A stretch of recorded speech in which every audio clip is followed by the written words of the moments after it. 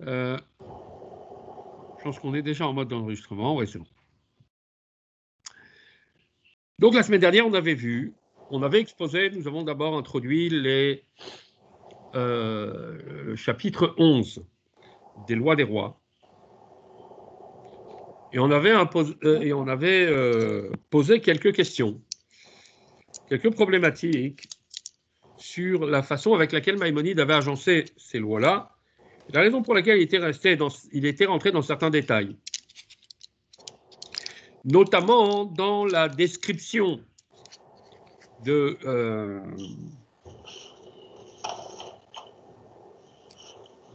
dans le parallèle qu'il fait entre le roi David et le Mashiach, ce parallèle qui est inspiré en fait de la description que fait Bilham justement de cette époque messianique en prophétisant, en reprenant les mots de Maïmonide, en prophétisant donc sur deux Meshichim, sur deux rois qui seront loin, le roi David et le roi Mashiach.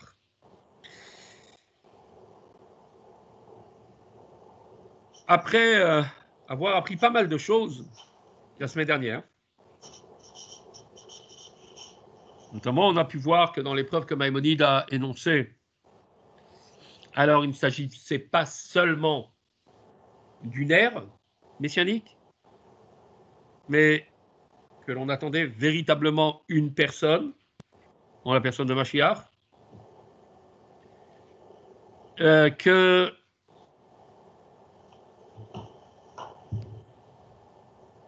qu'effectivement, il y a non seulement une mitzvah d'y croire, mais d'attendre. Et puis après,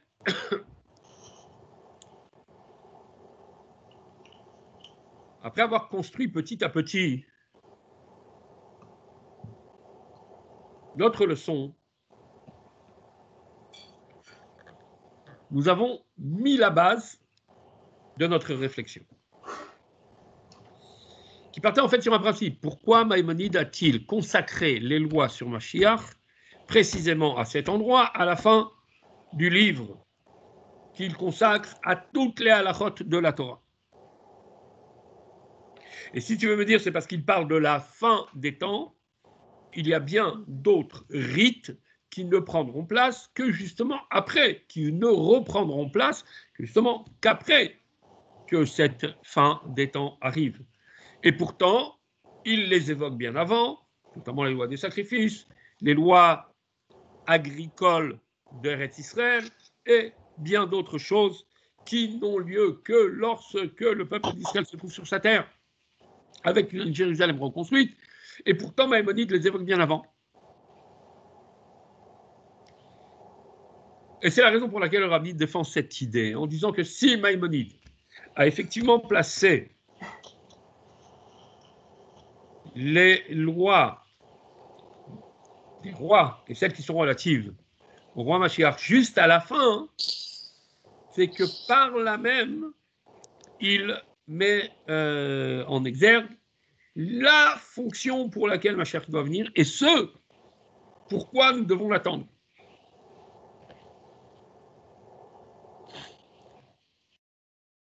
Au-delà de toutes sortes de qualités que l'on pourrait attribuer à Mashiach, Mashiach n'a qu'un seul but, d'après la halacha, une seule raison d'être, c'est qu'il est celui qui restaurera la Torah et les mitzvot comme elle se doit d'être faite, appliquée, vécue de la manière optimale. Pour certaines choses, ce sera une restauration.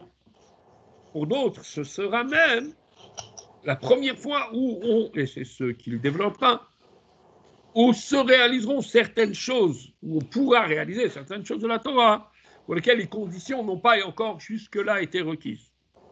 Et c'est la raison pour laquelle nous devons aspirer à cette époque. Pourquoi ? Parce que jusque-là, nous n'avons pas pu encore réaliser la Torah telle que Dieu, entre guillemets, l'a rêvée, l'a souhaitée.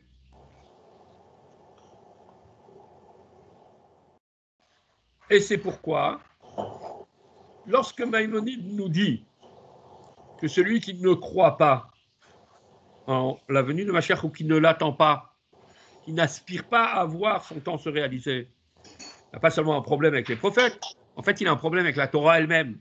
Ça veut dire qu'il a un problème avec la Torah elle-même, c'est qu'il n'a pas compris que si c'est quelqu'un qui veut appliquer la Torah, alors tu ne vas pas te suffire de rester en CM2 toute ta vie, quoi. Tu dois avancer. Or, tu sais clairement, il y a certaines choses qui sont irréalisables, donc Mashiach n'est pas là. On va voir maintenant, justement, dans les mots, comment le Rabbi va développer cette idée et montrer que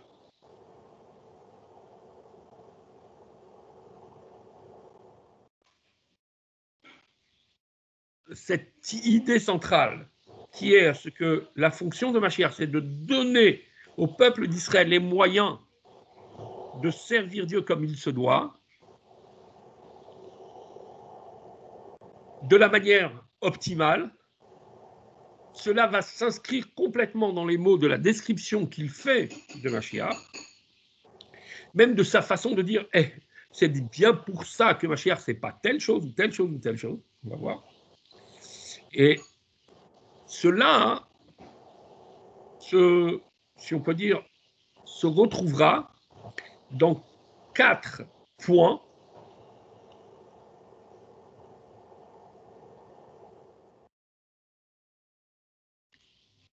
le personnage qui il est, il doit être.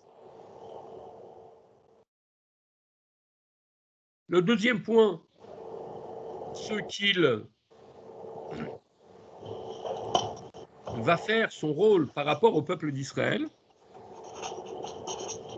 Le troisième point,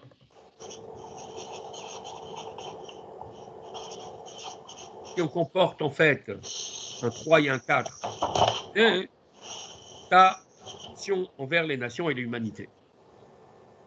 Se fera en fait en 2 phases.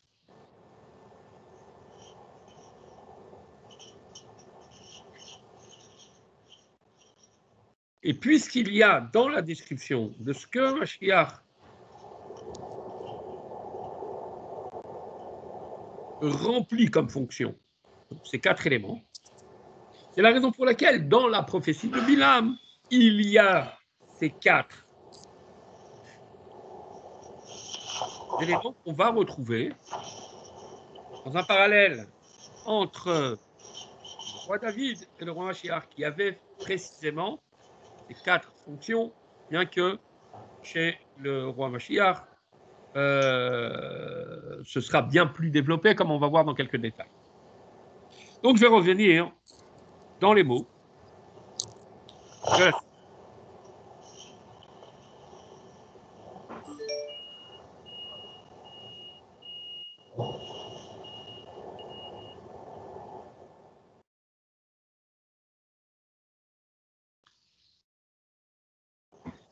Rabbi dit comme ça. את הלכות המשיח הכניס הרמב"ם בסיום ספר היד, בסוף הלכות מלכים ומלחמותיהם, מאחר שכתוב בדברו בעניינו של מלך המשיח, של משיח, על פי ההלכה. Les lois de Mashiach, le Rambam les a insérées à la fin du livre, à la fin des lois des rois et de leur guerre. Pourquoi? Parce que, ici même, il vient pointer sur la définition et sur la fonction de Mashiach, d'après la halakha. Le Rambam, dans le chapitre 11 des lois des rois,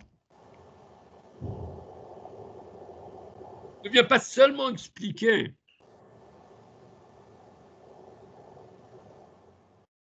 que nous sommes obligés de croire en la venue de Mashiach et de l'attendre, mais en expliquant les fonctions du Mashiach, il nous explique ce à quoi nous sommes censés attendre. Et c'est la raison pour laquelle, au début du chapitre, Maïmonide dit tout de suite et pose la base. Amelech HaMashiach, Atid, la Amod, ou l'Arzir, Malchut, Bet David, Liyashna, la Meshal Arishona, ou Boné Hamikdash, ou Kabetz Nitre Israël. Allons.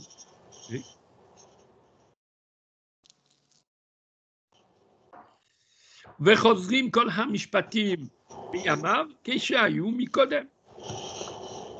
Il est clair sur la question. Le roi Mashiach restaurera le royaume de David à son ancienneté, à cette gouvernance première, reconstruira le temple, rassemblera les élites d'Israël.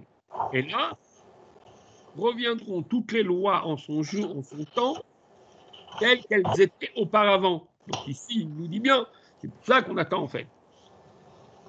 Pour qu'il y ait une restauration des lois telles qu'elles étaient avant.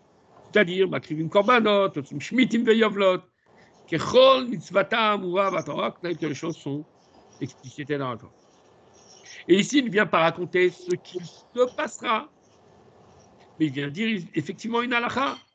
C'est-à-dire que le Mashiach que j'attends, que je dois attendre, c'est celui qui ne viendra pas pour faire quelque chose de nouveau, mais pour installer, pour réinstaller ce que nous avions auparavant et restaurer la Torah et les mitzvot telles qu'elles se doivent. C'est-à-dire que tout ce qui, jusque maintenant, nous a manqué depuis la destruction, les lois vont revenir telles qu'elles étaient.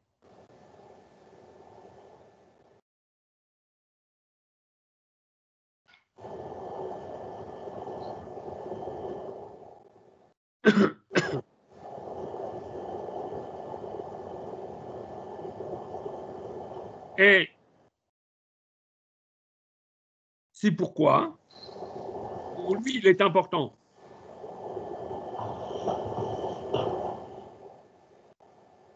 de dire et d'emmener une preuve que ici, ce n'est pas une affaire des prophètes, c'est une affaire de la Torah elle-même.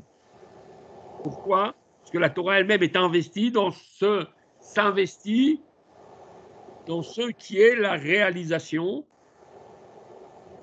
des mitzvot qu'elle nous propose. Ici, donc, on avait vu effectivement qu'il y avait deux preuves. La première, c'était celle de la paracha de Nitzavim dans laquelle il est marqué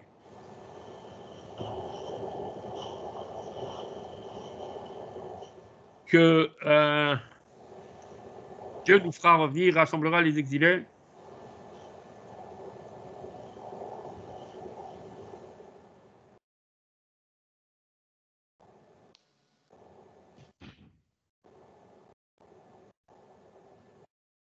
Pour bien nous dire effectivement qu'on pourra refaire la Torah, les mitzvot, dans son intégrité, hein, précisément, qu'on pourra réaliser la Torah dans son intégrité, précisément lorsqu'il n'y aura plus d'exil. Précisément lorsqu'on sera rassemblés. Et puis après, il rapporte la deuxième preuve, celle de Bilam. Pour nous dire qu'il n'y aura pas seulement un retour qui pourrait être entrepris même par Dieu, si on se suffit de la paracha de Nitzavim. Il dit non, voilà, il s'agit ici d'un homme qui, à l'image de David, rétablira le royaume, instaurera des lois, restaurera la loi d'Israël, permettra au peuple d'Israël de réaliser la Torah et les mitzvot. Pourquoi? Parce qu'il est avant tout un roi. Or, la fonction du roi, c'est de donner au peuple le moyen de vivre en paix. Ça a été la fonction spécifique de David. qui a préparé le monde à Shlomo, parce qu'il a permis, si Shlomo, l'époque de Salomon était une période assez extraordinaire, précisément parce que David a permis, a plani le terrain pour permettre à Israël d'être enfin tranquille de ses ennemis. Et qui dit tranquille de ses ennemis, alors ils sont tranquilles pour pouvoir s'adonner uniquement à la Torah et aux mitzvot comme il se doit. Et en ce point, effectivement, il y a donc ce parallèle entre le premier Mashiach, qui est David, et le second, dont parle Bilam, qui est le roi Mashiach. Et c'est la raison pour laquelle on n'a pas cité, comme on l'avait posé dans la question, plutôt Moshe Rabbeinu comme le premier libérateur, parce qu'ici, il ne s'agissait pas dans la fonction du Messie, il ne s'agit pas ici d'être libérateur, il s'agit ici d'être quelqu'un qui à la fois va permettre au peuple d'Israël de s'installer, va permettre au peuple d'Israël d'être libéré de ses ennemis, va permettre au peuple d'Israël de retrouver la Torah al-Mitzvot comme il se doit, pour qu'enfin il puisse faire la Torah et les mitzvot de manière optimale. Et ça, c'est le parallèle que l'on pourra trouver effectivement entre le roi David, qui débarrassa le peuple d'Israël de tous les tracas matériels, et l'idée de Mashiach.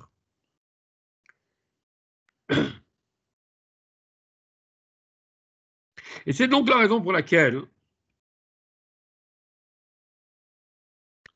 Maïmonide, avant de rentrer dans les détails, il nous dit bien, et tout celui qui ne l'écoute pas, pardon, et qui ne l'attend pas, qui n'y croit pas ou qui ne l'attend pas, hein, en fin de compte, cette personne, elle a un problème avec la Torah elle-même, pas avec les prophéties. Pourquoi? Puisqu'effectivement, on peut se demander, mais qu'est-ce que fait cette halakha ici? Quelqu'un qui ne croit pas. Maïmonide parle des gens qui ne croient pas et de leur statut dans les lois de Teshuvah, par exemple.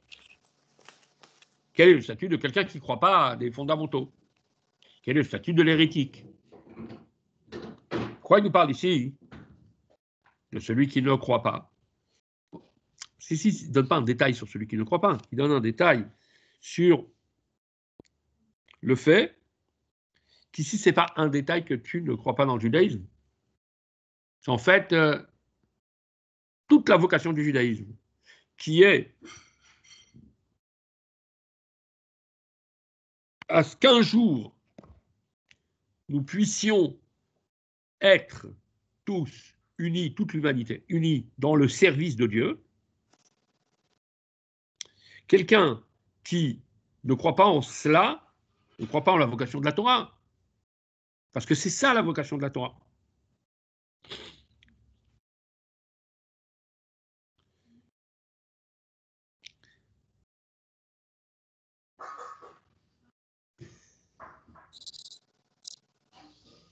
Et c'est la raison pour laquelle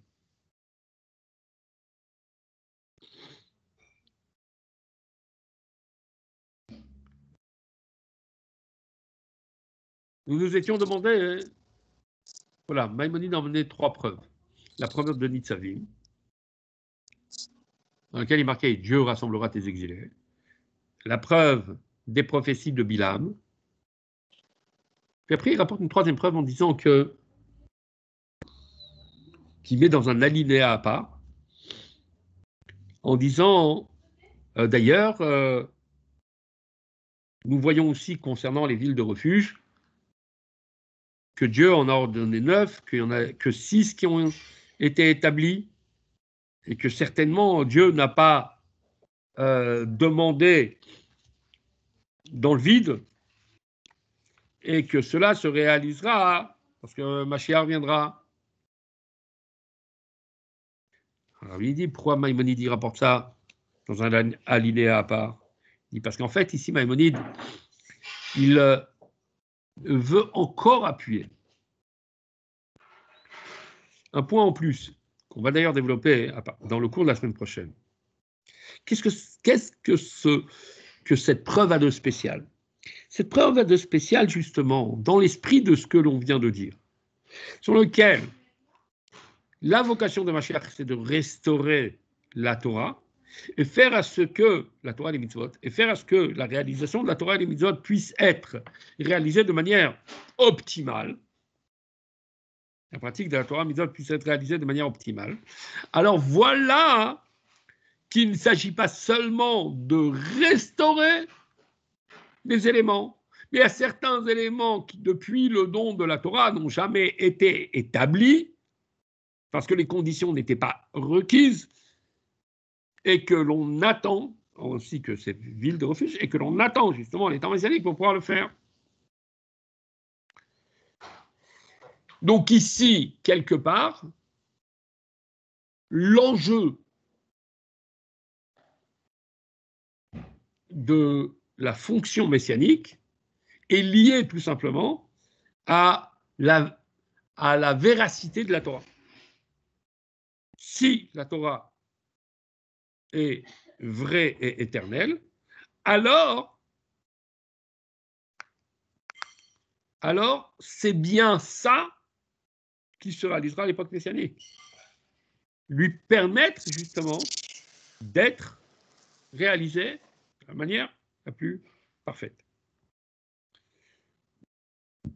Et c'est la raison pour laquelle Maïmonide dit attention, et ça ne doit pas venir à l'idée que Mashiach a besoin de faire des miracles. Ça ne veut pas dire qu'il ne va pas en faire ou qu'il n'est pas capable d'en faire.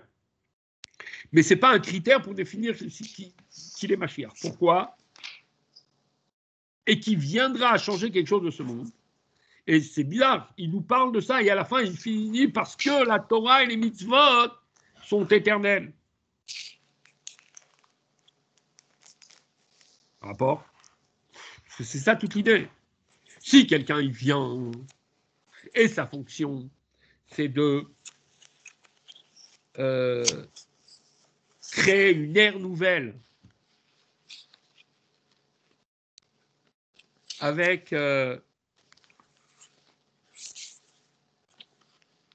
quelque chose qui sera révolutionnaire, qui réécrira, entre guillemets, une autre alliance, une autre Torah. Alors je comprends que pour, entre guillemets, réécrire l'histoire, alors il faut procéder de poudre de perlimpinpin et faire des merveilles et des miracles et changer le cours des choses. C'est pas ça. Ce que l'on attend de Mashiach, c'est justement qu'il installe, qu'il révèle ce potentiel qu'il y a dans la Torah et les mitzvot, ce potentiel éternel qu'il y a dans la Torah et les mitzvot. Avec ses lois, avec ses détails, qui ne peuvent pas être remis en question. À partir de là, donc, on comprend pourquoi le Mashiach ne peut pas être quelqu'un qui va chambouler l'ordre des choses, puisque ce n'est pas sa fonction de chambouler l'ordre des choses. Sa fonction, c'est d'établir à ce que l'ordre soit normal.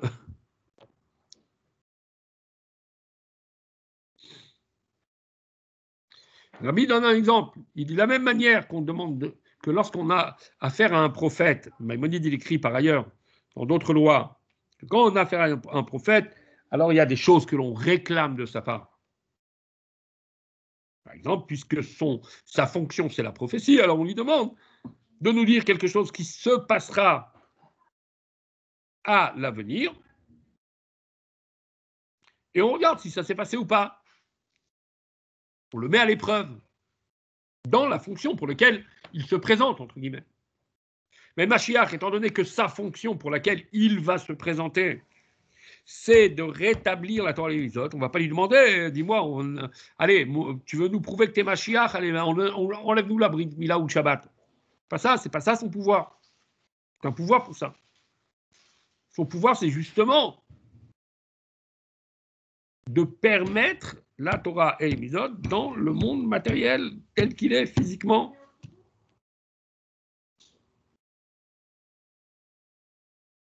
Et c'est la raison pour laquelle, quand il se fait la description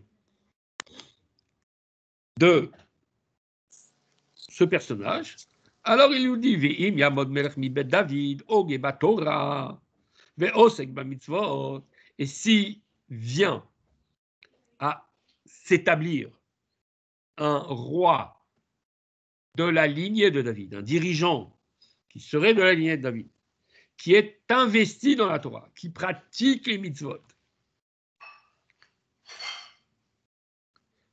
telles qu'elles sont dans la Torah écrite et dans la Torah orale.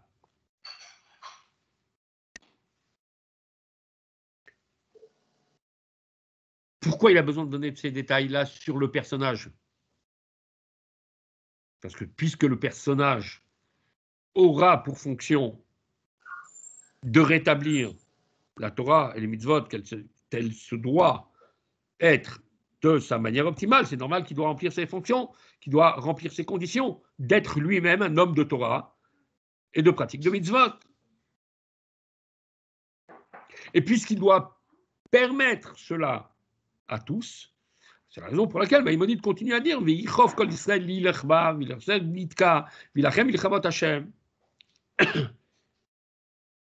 alors, le Mashiach poussera le peuple d'Israël à suivre la Torah des mitzvot, se renforcer, à être pointilleux dans sa pratique. Et il combattra les guerres de Dieu. C'est-à-dire, il enlèvera, entre guillemets, les obstacles qui nous empêchent de faire la Torah des mitzvot. Mais jusque-là, il n'est que présumé Mashiach. Dit Maïmonide. Parce que là, il a fait une première étape. Il n'a pas encore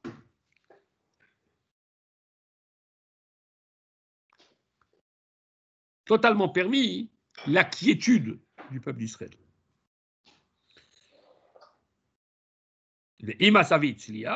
Après, il continue, il dit, et s'il a fait, il a réussi, et il a vaincu toutes les nations qui sont autour de lui, donc il a donné la paix. Uvana Migdash Binkomo, il a construit le temple à la place qu'il doit être construit.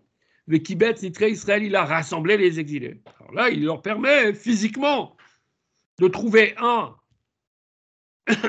la paix, un endroit paisible. 2, un endroit où servir Dieu, le temple. 3, tout le peuple d'Israël est rassemblé. Alors, il dit, Arezé, Mashiach Vadaï. À ce moment-là, oui, il est véritablement le Mashiach. Pourquoi? Puisqu'à ce moment-là, toutes les conditions requises pour Chosrim Kal Mishpatim, Kechol Mitzvata Amura Batorah, puisque toutes les conditions pour que les lois reviennent à être établies de manière optimale sont là, sont réalisées.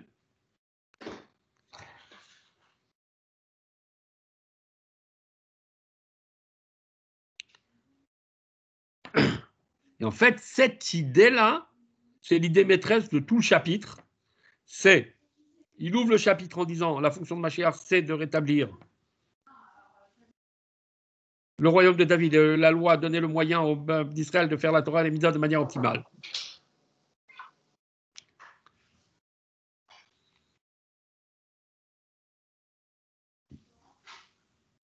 Et il finit son chapitre précisément en donnant dans le personnage de Mashiach, il y a ces différentes phases de révélation, si on peut dire. Qui il est d'abord? C'est celui qui étudie la Torah et les mitzvot, qui étudie la Torah, qui pratique les mitzvot. Qu'est-ce qu'il fait pour Israël? Il les attire à la Torah, à la pratique de la Torah et des mitzvot. Qu'est-ce qu'il fait encore? Mais là, par rapport aux nations, alors il combat, il nous enlève les obstacles, il combat les guerres de Dieu. Plus encore, que fait-il encore? Alors, il construit le temple, il rassemble les exilés.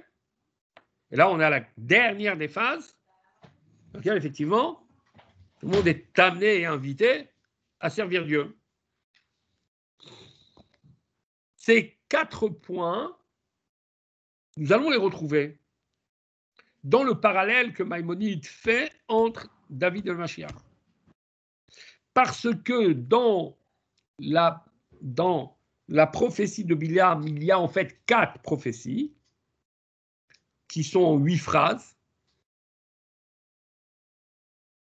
que Maïmonide attribue le début de la phrase à David, la fin de la phrase à Mashiach. Et ainsi, donc, on retrouve tous les points. Donc, en fait, ce que nous retrouverons ici, premièrement, il y a 3 étapes. Quand on parle de David et de Mashiach lui-même, eux-mêmes, les personnages eux-mêmes, qui sont-ils? Comment sont-ils? Que doivent-ils faire? Deuxièmement, leur action par rapport au peuple d'Israël. Troisièmement, leur action par rapport aux nations, à l'humanité tout entière. Et cela même se fera en 2 temps, en 2 périodes. C'est ce que l'on va retrouver dans la prophétie.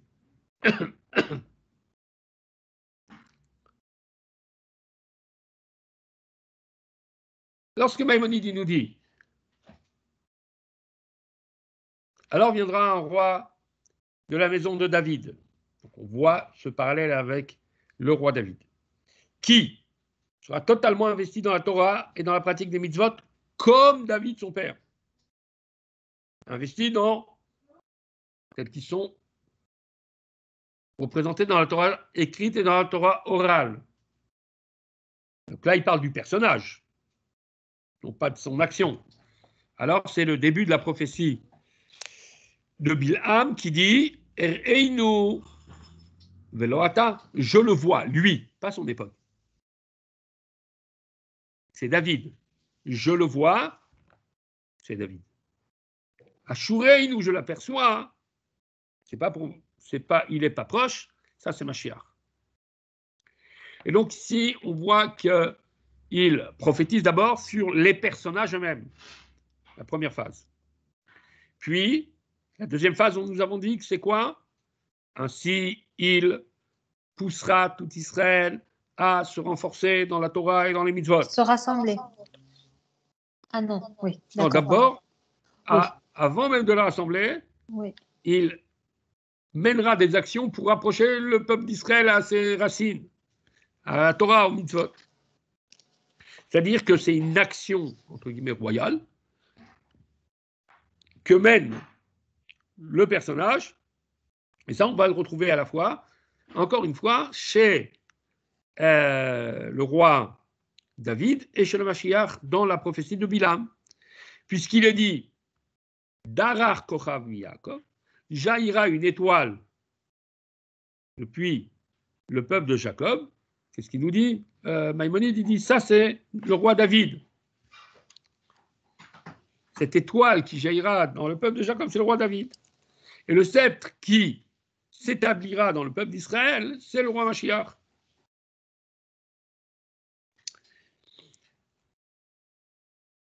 Ici, l'étoile, elle est pour le peuple de Jacob, le sceptre, il est pour le peuple d'Israël. Donc, on ne parle plus de, comme dans la première partie de la prophétie, du personnage en lui-même pour lui-même. On parle du personnage qui a une aura. Il est étoile pour Jacob, il est sceptre pour Israël. Et là aussi, d'ailleurs, on voit bien qu'il y a une supériorité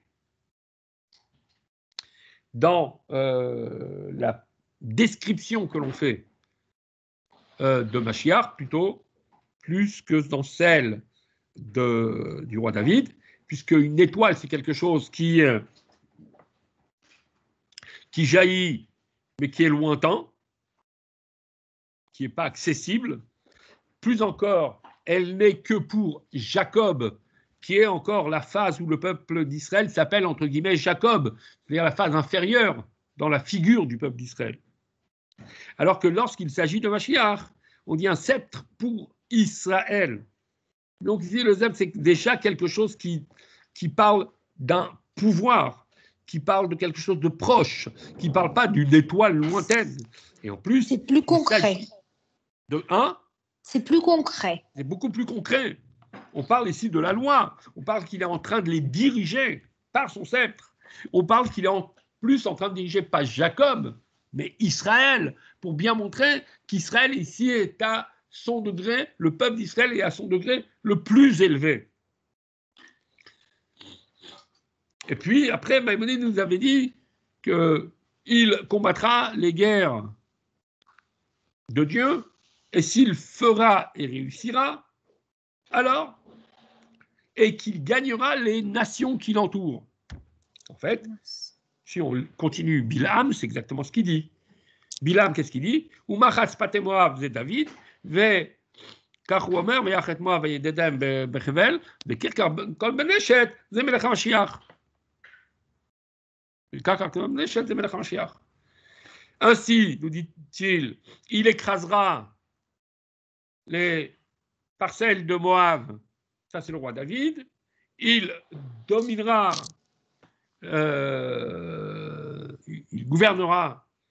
il gouvernera l'humanité, hein, les descendants de Shem, c'est-à-dire l'humanité, c'est le roi Mashiach. Et là aussi, dans les deux versets, on voit bien une supériorité dans Mashiach. Pourquoi?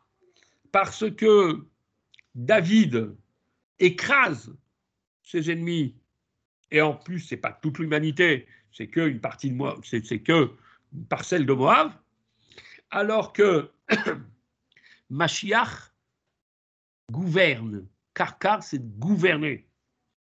Il gouverne, c'est-à-dire qu'il ne les frappe pas, tel qu'il est marqué pour David. Il a frappé le peuple de Moab. Il les gouverne, c'est-à-dire que c'est plus par une voie pacifique que la transformation des nations se fera. Et ce ne sera pas que le peuple de Moab, ce sera toute l'humanité.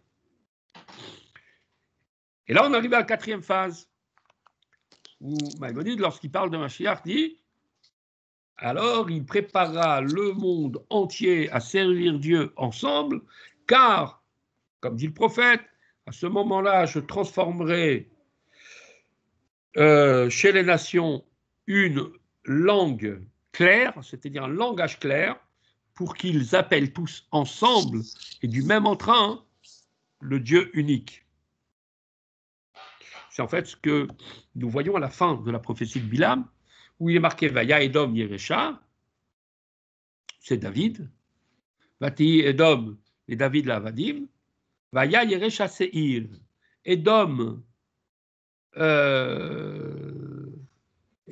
Edom sera dominé, ça c'est marqué, c'est David, comme à un moment c'est marqué que Edom est devenu pour David des serviteurs, mais Aya Yerusha Seir, alors là c'est autre chose, ici ça veut dire et ils hériteront de la terre de Seir, mais ça c'est Mashiach.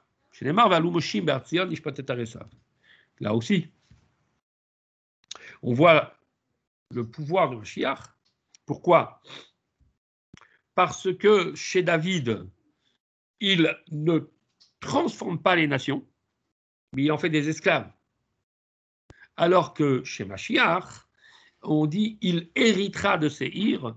Un héritage ne se fait que lorsqu'il y a une proximité entre celui qui hérite et celui qui fait hériter. C'est-à-dire qu'ici, il y a une transformation intérieure des nations qui viendront à reconnaître par elles-mêmes la royauté de Dieu. Et c'est intéressant, parce qu'il y a une note en bas très intéressante, dans laquelle le Rabbi dit, c'est peut-être là toute l'idée. à ce qu'en fin de compte, c'est, en parlant de ces prophéties, alors Maïmonide nous dit qu'il s'agit des prophéties de Bilham, quelque part pour nous dire que la vocation messianique, elle n'est pas d'étouffer les nations, mais c'est de leur permettre au bout du compte à elles aussi d'exprimer leur lien avec Akadosh Baruch Hu. Et c'est la fonction qu'aura Mashiach, de rétablir dans le monde la Torah et les mitzvot telles qu'elles étaient à l'origine. Permettre au peuple d'Israël de réaliser la Torah et les mitzvot comme il se doit, alors ça permettra à l'humanité aussi tout entière de servir à Kadosh Baruch Hu comme il se doit. Et cette idée à ce que l'humanité tout entière se transformera à nouveau pour embrasser la foi en Dieu et la pratique et l'approche vers Dieu, cette idée-là, elle est dictée par qui? Pas par Moshe, par Bilam. Parce que l'idée messianique même, c'est qu'au bout du compte, la fonction de Mashiach puisse faire transformer chez les nations, développer chez eux ce potentiel extraordinaire qu'ils ont d'être une créature de Dieu et d'être annonciateur aussi de la Géoula. Et c'est pourquoi, il dit non seulement Bilam, c'est lui cet annonciateur, mais ce fameux verset que Maïmonide y rapporte à la fin en disant « Alors viendra le temps où il transformera une voix chez toutes les nations. »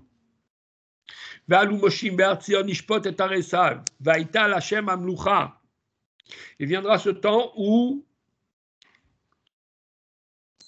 les libérateurs monteront sur la montagne de Esav et le royaume appartiendra à Dieu.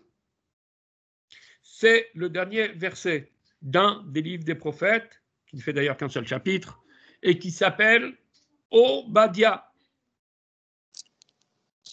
Obadia, serviteur de Dieu, si on traduit.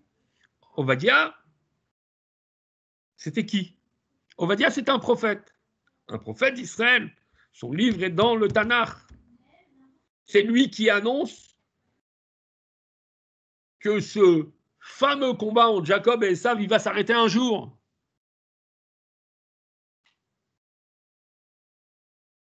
C'est qui ce Obadia?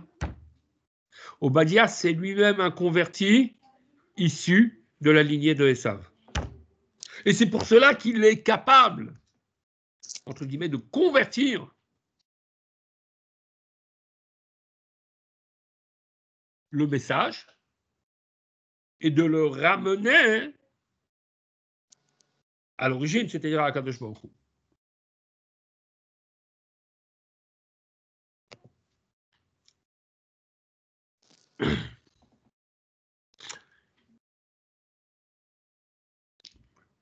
Qu'est-ce qu'il y a de plus fort dans la quatrième phase? Si je reprends donc les phases. 1. Description du Mashiach lui-même, homme et de David, homme de Torah et de mitzvot. Deuxièmement, sa aura envers le peuple d'Israël. Troisièmement, première phase envers les nations. Quatrièmement, deuxième phase d'impact sur les nations. En quoi la quatrième phase est plus grande que la troisième? Simplement, c'est que dans la troisième, il a besoin de mener des batailles et de gagner les nations pour permettre au peuple d'Israël d'être en paix.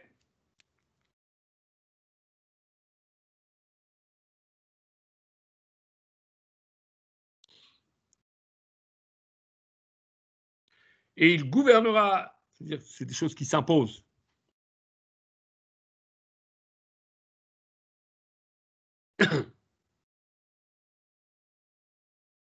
Alors que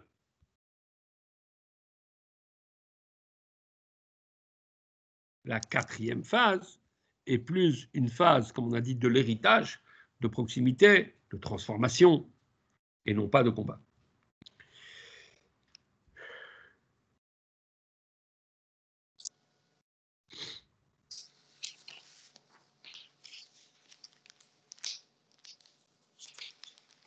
Ainsi,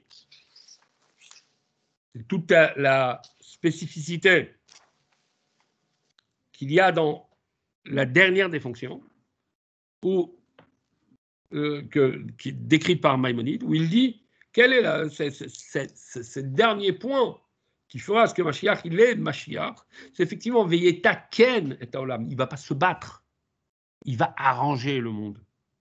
Il ne va pas casser, il ne va pas détruire, il va les Taken et Olam, arranger le monde.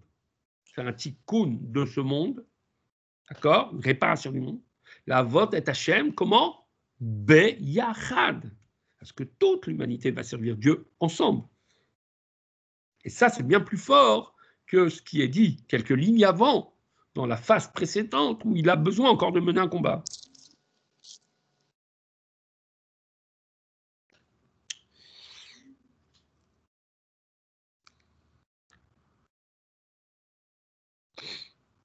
C'est-à-dire que là, on arrive à un stade où les nations elles-mêmes viennent à reconnaître la véracité du royaume de Mashiach, comme nous l'avons vu d'ailleurs dans la semaine dernière lorsque nous avons étudié. La semaine dernière, lorsque nous avons étudié le chapitre 11 avec les parties censurées, nous avons vu qu'effectivement Dieu même a laissé développer des pensées, des courants religieux totalement erronés pour permettre aux nations d'être proches des concepts messianiques et de reconnaître en fait le jour venu, de reconnaître en fait les valeurs véritables en la personne de Mashiach et les valeurs véritables dans le service de Akadosh Baruch Hu, pour que tous ensemble, en fin de compte, puissent servir Dieu d'un seul et même entrain, et que Rabbi finit en disant, et que Dieu fasse à ce que par la foi en la venue de Mashiach, telle qu'elle est dans la Torah, c'est-à-dire pas croire à des films que je me fais, ou à des idées qui sont totalement erronées. Mais là, il faut croire en l'avenir de Mashiach tel que, en fin de compte, la Torah veut à ce que l'on attend. Alors, et que cela soit achakelo bechol yom sheyavo, comme on le dit dans la prière, je l'attends chaque jour. Je l'attends chaque jour, c'est-à-dire à chaque instant de la journée, pour qu'il vienne et que les choses se réalisent. Et cela ne peut attendre. Et attendre signifie aussi, justement, étudier les choses qui sont relatives à l'époque de Mashiach. Alors, ça même, Rezé Goufa, cela même, ça anticipe et ça active encore plus sa venue, une façon de Achisheina, une façon parce que dans le prophète c'est marqué qu'il y a deux scénarios dans lesquels Mashiach peut venir, soit d'une façon rapide, soit d'une façon en 100 ans, puisse faire parce que justement notre investissement dans l'étude puisse, et dans la foi en la réalisation de tout cela, puisse apporter enfin de voir la venue de Mashiach. Amen. Amen.